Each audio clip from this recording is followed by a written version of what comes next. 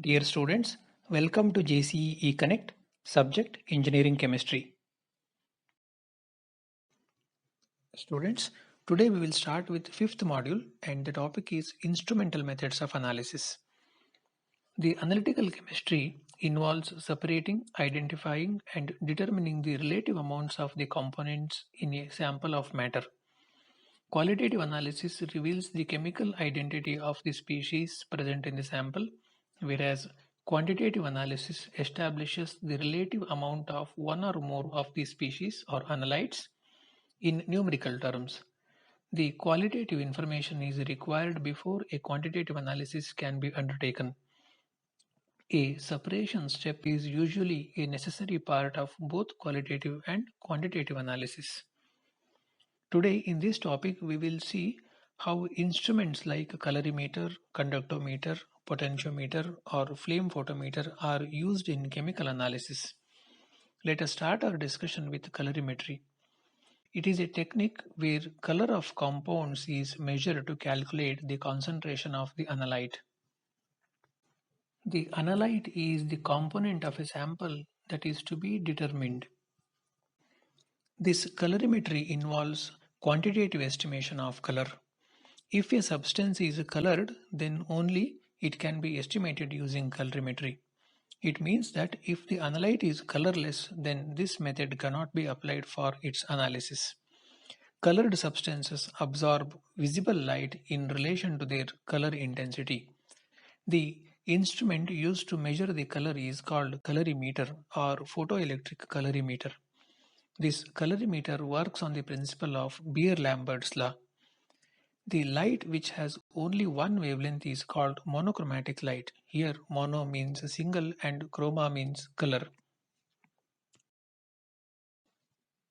Beer-Lambert's law states that when a monochromatic light is passed through a colored substance, then the absorbance of light is directly proportional to the concentration of the substance and thickness of the absorbing medium.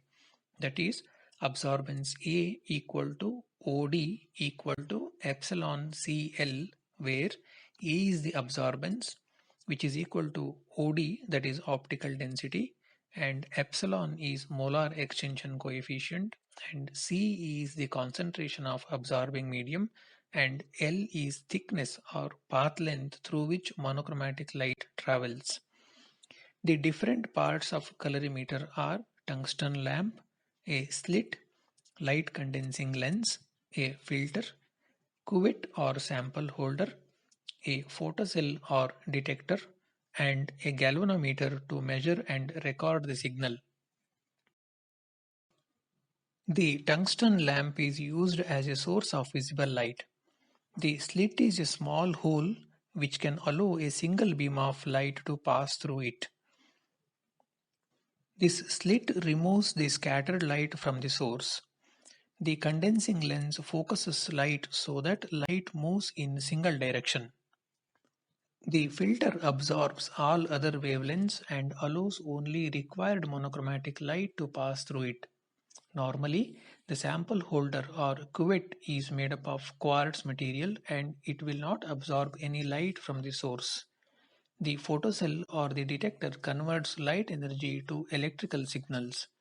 The generated electrical signal is directly proportional to light falling on the detector and it is measured by the galvanometer. It displays the optical density, that is OD. When the tungsten source is on, the light passes through the slit and falls on the lens. This lens focuses light in one direction. The filter receives focused light from the lens and it allows only monochromatic light to pass through it. When this light hits the sample, some part of this light gets absorbed and remaining is transmitted through the sample. Here, we need to observe that darker samples absorb more light and pale samples absorb less light. At the end, the detector measures amount of light transmitted through the sample. Now, by plotting a graph of absorbance versus concentration, it is possible to estimate the analyte of interest. The applications of this technique include analysis of biomolecules, soil, food, pesticides, and so on. Students, now we will learn about second method of analysis, that is potentiometry. Here the analyte is measured by measuring the change in potential during a redox reaction. All the redox systems will generate a chemical potential. Due to change in the concentration of the ions, there will be a change in the potential during a reaction. By measuring this change in chemical potential, it is possible to calculate the concentration of the analyte present in a redox system. Generally, a reference electrode and an indicator electrode are used to measure the potential. The potential of reference electrode remains unaltered and the potential of indicator electrode changes with the metal ion concentration. This difference in the potential by the addition of titrant is measured. This measured potential is proportional to the concentration of the analyte of interest.